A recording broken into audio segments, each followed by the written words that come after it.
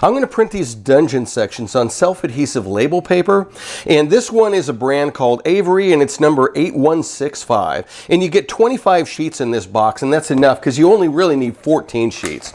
And if you open it up, basically what you have is you got the sides you print on, and then you got the backing that you peel off, and you can basically stick it down after you print it. But you can just put this in your printer and print it out directly. Now, I thought a glue stick would be a good idea in case you could not find the self-adhesive label material.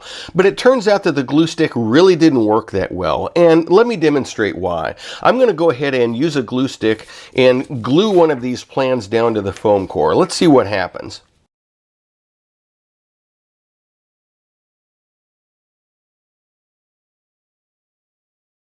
Okay, I've let the glue stick dry completely the next day, so let's see if this holds down. Can I peel this up at all?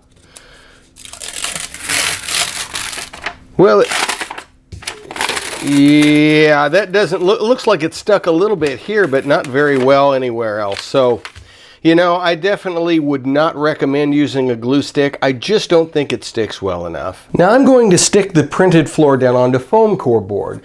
This sheet is 30 inches wide by 20 inches tall, and this particular one is a brand from Elmer's. You can see the sticker on it right there. I picked this up at Walmart, a little over $3 a sheet. This is 3/16 of an inch thick. Now to stick these down, these full page labels really peel off pretty easily. The back sometimes is, it's kind of a perforated, or it's actually cut so that you can peel them off a little bit easier. So what I'll do here is I'll just go ahead and peel this page off. And if you notice, sometimes this will come off in strips. So if you be sure that you get all of it off the back of it.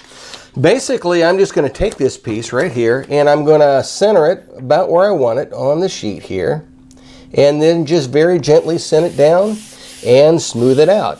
Now, one thing you want to do before you cut this out is to really rub this thing down good. This label paper is a permanent stick, but it's not really a permanent stick if you don't help it out a little. Now, I want to mention one thing before you start cutting the pieces apart. You might want to use a spray sealer over top of this. This is a printout straight from your printer, and this is water-based ink. So if you get this wet, it might kind of destroy the print that you've got here. And you've spent a lot of time on this. So what I would suggest is before you cut this apart, go over it a couple times with a spray sealer. Now, I'm not going to do this on the one that I'm doing. I'm just going to go with it as is. To me, it's not really that big of a deal. But you may want to do that if you have some spray sealer around. Now, I do want to mention that you want to spray it, if you're going to, before you start cutting the pieces apart. Because if you try to spray a piece like this, and you get spray into this foam, it will dissolve the foam. Because the solvent that's used in here to keep it flowable, that solvent in the spray will dissolve the foam. It'll just start eating away at it. So, if you choose to use a sealer of some kind, do it before you start cutting these pieces apart. I'm going to use a regular X-Acto knife to cut these pieces out, and I'm just going to freehand it. If you feel more comfortable laying a ruler against it and cutting against a ruler, that's perfectly fine. All of the edges are straight edges, but I'm not really going to worry about that. I'm just going to take this and I'm just going to put it on the line, and I'm going to make 2 cuts for each line. One cut is just going to be right on the line, going across. Just get it as close as I can, center on the line, and then I'm going to cut it once more and be sure that I cut all the way through it.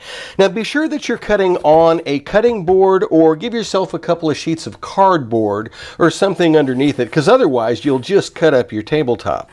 Now before we glue the walls down on here, I strongly suggest taking a black magic marker and going around the edges, because if I put this one on here, you can kind of see there's a white line under there, and that'll kind of mess up the paint job a little bit. You'll see that white line, and you don't want to.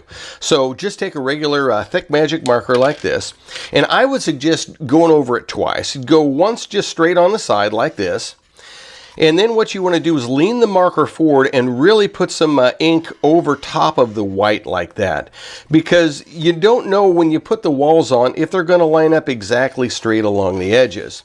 So let's see, if I lean it forward and I cover up a good bit of the white like this, that way when we put the wall on, you won't see any white line at all. Even if the wall is moved in a little because things don't always line up perfectly, it'll still be a nice solid black for you to do the dry brushing on.